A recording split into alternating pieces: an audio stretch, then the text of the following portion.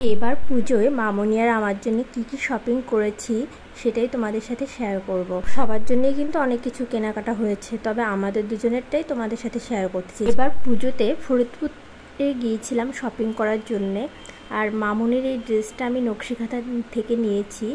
ড্রেসটা কিন্তু অনেক সফট ছিল।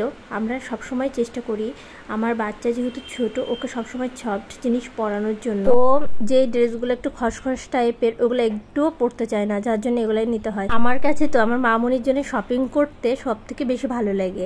মানে ওর জন্য শপিং করতে গেলে আমার কোনো ক্লান্তিই লাগে না, কিন্তু আমার নিজের জন্য কিংবা ওর বাবার জন্য যখন শপিং করতে যাই তখন আমার একদম ক্লান্তি লাগে।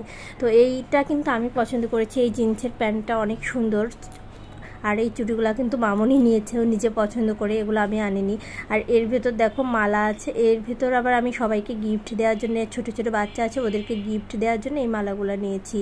আর এখানে কিন্তু পুটুলিরও মালা আছে। আর আড়ং থেকে আমি এই টপসটা নিয়েছিলাম। এই টপস আমি প্রথমে গিয়েছিলাম শার্ট কিনতে, কিন্তু শার্টের কালেকশান পুটুলি যেহেতু ছোট, ওর মানে সাইজে হচ্ছিল না, যার জন্যে এইগুলা নিয়েছি। আড়ংয়ে কিন্তু একটা জিনিস দেখলাম, অনেক সুন্দর সুন্দর ডিজাইনের টপস পাওয়া যায়, আমার কাছে খুবই ভালো লেগেছে। আর এই হার্বাল উপটা নিয়েছি, আর একটা মাথায় মানে চুলে দেওয়ার জন্য নিয়েছি। আমার চুলগুলো অনেক খুশকি হয়েছে আর চুলও পড়ে যাচ্ছে, দেখি কমে নাকি, যদি কমে তোমাদেরকে আমি বলবো।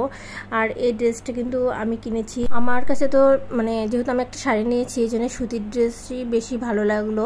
আমি জর্জেট এমনিতেও পরি না, মামনি মানে ওকে নিয়ে আমি জর্জেট পরে ওকে কোলে একদমই করতে পারি না, যার জন্য ও হওয়ার পর থেকে সুতির ড্রেসগুলো নিতে হয়।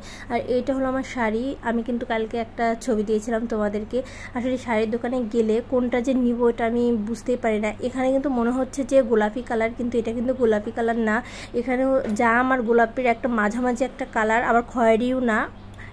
তো এরপর পরে তোমাদেরকে ছবি দেবো। আর মামনির এখন জুতার কালেকশান দেখাই, দেখো এমনিতেই কিন্তু ওর দুজোড়া অলরেডি জুতা আছে, তারপরে এই জুতাটা ওর বাবা পছন্দ করেছে ওর ড্রেসের সাথে ম্যাচিং করে। আর তারপরে এই স্যান্ডেলটাও নিয়েছে। আর এখানে কিন্তু ও বললো যে আমি এখন শুনিব, যার জন্য এটা নিল। আমি যদিও বা মানা করেছিলাম, কিন্তু আমার কথা একদমই শুনেনি।